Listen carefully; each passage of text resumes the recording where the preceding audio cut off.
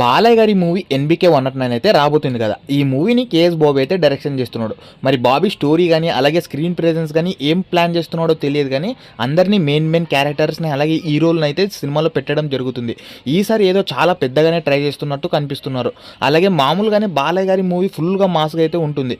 మరి ఈసారి బాబీ అయితే ఈ మూవీలో డబల్ డోస్గా మాస్ చూపిస్తున్నట్టు తెలుస్తుంది. మరి థియేటర్లో ఫ్యాన్స్ రచ్చ ఎలాగ ఉంటుందో మీ ఊహలకే వదిలేస్తున్నాను. వారిని ఆపలేరు కూడా. మరి అసలు విషయానికి వస్తే ఎన్బికే 109లో బాబీ డియోల్ గారు విలన్గా చేయబోతున్నారన్న విషయం మనకు తెలిసిందే. అయితే మొన్న బాబీ డియోల్ బర్త్డే సందర్భంగా ఎన్బికే 109 ప్రొడక్షన్ నుంచి బాబీ డియోల్ గారిని సెట్స్కి వెల్కమ్ చేస్తున్నట్టయితే అఫీషియల్గా అనౌన్స్మెంట్ చేశారు.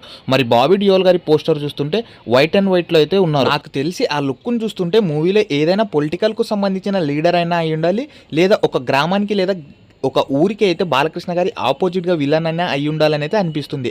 ఎనీయో బాబీ డియోల్ గారి లుక్ అయితే బాగుంది. అనిమల్ మూవీతో మరింత బాగా ఫేమస్ అయిన బాబీ డియోల్ ఇప్పుడు ముఖ్యమైన పాత్రల్లో అలాగే మెయిన్ సినిమాల్లో అయితే యాక్ట్ చేయబోతున్నాడు. అవి ఏంటంటే కంగువ కానీ అలాగే ఎన్బికే 109 కానీ ఇంకా ఇతర మూవీస్లో అయితే యాక్ట్ చేయబోతున్నాడు.